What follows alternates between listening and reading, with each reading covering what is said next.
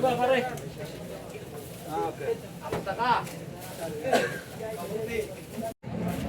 Welcome to supermarket. So pasugin po natin yung loob ng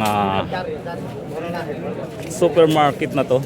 Dito lang sa industrial. At ayan sa bungad yan. Kinakawayan tayo ng kanilang tindero. Ayan kanilang paninda. May repolyo, sibuyas, patatas at mga bawang. At ayan nga, sabi nung may-ari, ito, this is the owner. I-vlog daw natin yung kanyang store. Yan yung mga kahero. So punta muna natin dito sa chocolate section and nuts.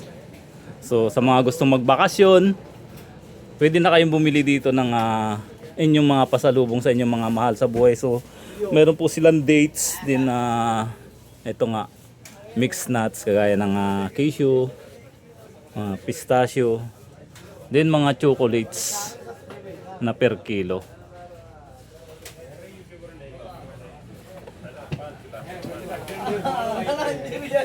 Yan, may mga bilihan din ng damit dito, sapatos. Yan po.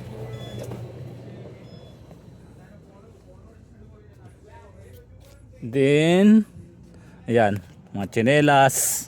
So, kompleto na rin po dito. Ayan si kabayan, nagsusukat na ng kanyang tsinelas. Ayan, mga damit, sweatshirt. Mga nilalamig dyan dahil walang kayakap. Ito, bumili na lang kayo ng Aladdin na lang. ito, try mo nga to. Model Indiano yan, ano? Tamit ng Indiano. Ayan po. So may mga special offer din po sila dito, like ng mga biscuits. Ano ba to? Repellent sprays. So ayun, sa mga dating pabango ang ini-spray sa katawan niyan, mayroon naman silang mob dito na kapag nananakit ang iyong mga kasukasuan, pwede mong pamahi dyan. Ayan, mga toothpaste po mayroon dito. Shampoo. Marami pong namimili sa store na to. So nandito nga tayo mga kajuit sa isang supermarket dito sa aming lugar, dito sa Second Industrial. At inallowed tayo ng owner na i-vlog daw tong kanilang store para ma-promote na rin to. Ikutin natin yung kanilang lugar mga kajuit. Ayan, may pugi silang tindero. Hi! Hi! Pogi. Dito po kompleto na yung mabibili. So, mga biscuits dito tayo sa section na to. Mga biscuit ang mabibili dito. Pilipino. Ayan. Pwede rin dito ka na bumili ng pampasalubong kung tinatamad ka pumunta sa bayan at mamamasahe ka pa. So, pwedeng dito ka na rin bumili sa kanilang grocery. Din dyan nga po yung mga kanilang mga drinks. Mga gatas, mga juices. Ito.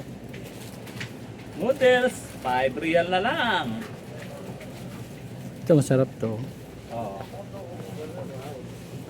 Punta tayo sa dito sa Filipino Pinoy section na mga gamit pang lutuin sa bahay yan po. Ito yung ating mga produktong Pinoy kagaya ng dato puti, soy sauce, dato puti vinegar. Ayan, may silver swan din po, may patis, ito. UFC ketchup. Mayroon din po silang ayan, Argentina corn beef. At siyempre 555 sardines. At kung gusto mo naman maggata, mayroon din po silang coconut milk and cans. Mayroon din pong coconut powder. So sa mga gusto magluto ng pansit, Ayan po, merong bihon dito. At kanton. So, kumpleto po sa kanilang store. Meron din Wala silang bang mamasitas. malagkit? Sigang. Ha? Malagkit. Malagkit? Meron bang malagkit dito? Din ito tawag dito sa Rice. Jajiri powder sugar. So maganda po ito kasi hindi siya gaanong matamis. So tumingin ako online sa Pilipinas, mas mahal po sa online kasi ito sa nasa 75 real lang po ito. Pesos. 5 real, so sa pera po natin is 75 pesos. Saan pa tayo? Ayan, mayroon din silang ano dito. Lucky Me Pancit Canton. So, may beef, may chicken. So, dito tayo sa ano. Ang linaw ng ano. Bilihan ng yan, mga kutsara. Ayan o. Wow, gold. Yayamanin ka kapag ganyan yung gamit mo. Pati pangluto mo, gold. Di ba? Ito yung mga basmati rice. Then, jasmine rice. 25 real na lang. Ayan, mga tasa gamit pang kusina. Meron po dito kompleto lahat. Antika. Ayan. Ayun yung ano sinasabi yung malagkit. Punta ka doon.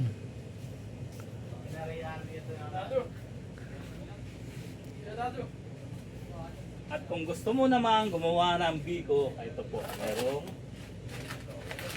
glutinous rice. 12 real. So, ang per kilo po dito is 150 plus nasa ano na 180 pesos per kilo. Mahal ang kanilang glutinous rice. Galing siya ng ano, maganda talagang bigas ng Thailand. Then yung kanilang mga ano, biryani rice. Saan ang biryani? Tapos tayo dito sa kanilang vegetable section. Mag-uwi kaya ako ng biryani rice, no?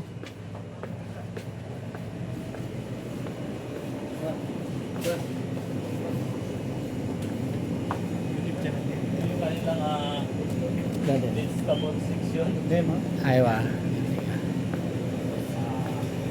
Meron din mga talong dyan, itong mga bitos.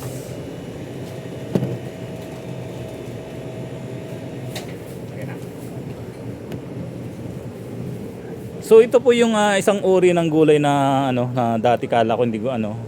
Ito po yung zucchini, napakasarap po na gulay ito. Ayan, may carrot sila kaya lang yung kanilang ampalaya is medyo nahinog na. Then dito po is may mga mango rin. So dito sa Saudi medyo may kamahalan ng mango dahil ang per kilo po niyan is 8 real. Ayan, apple.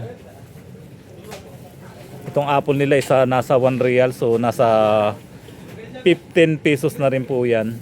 Ayan, ang kanilang gulay. Kalabasa, itong kundol. Ayan po, may mga upo rin. Ano yan? Kinukuha niya yan, ano? Yung ating YouTube channel. So, please subscribe to Do It Yourself Vlog and Napadajon Vlogs. So, yung mga nakatanggap ng malita, totoo ba yon? Dahil dito sa Saudi, ayan, marami ring malita dito.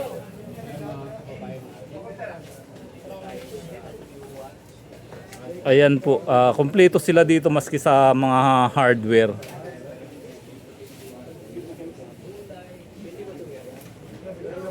Ito po yung ano owner ng ano ng store, si Kabayan. Actually, nung nasa Industrial 1 ako, kakilala ko na rin siya. So, sila yung mayroong pinakamalaking store ngayon dito sa Second Industrial. So, ilan po yung store nila dito, grocery store. Ayan po. So tangkilikin po natin yung kanilang grocery store at dito nga isa marami tayong mabibili. Mga sabon, ayan o, 11 real lang. Ilang ano na to, kg? 2.5 kg, 11 real. So nasa ano lang yan, 170 pesos. Tumura yung sabon. Yan, mga itlog po.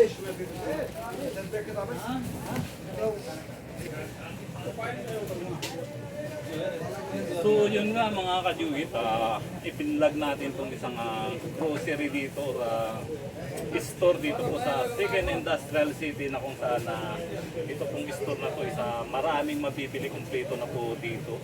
Sabon, mantika, lahat nandito na po sa store na to.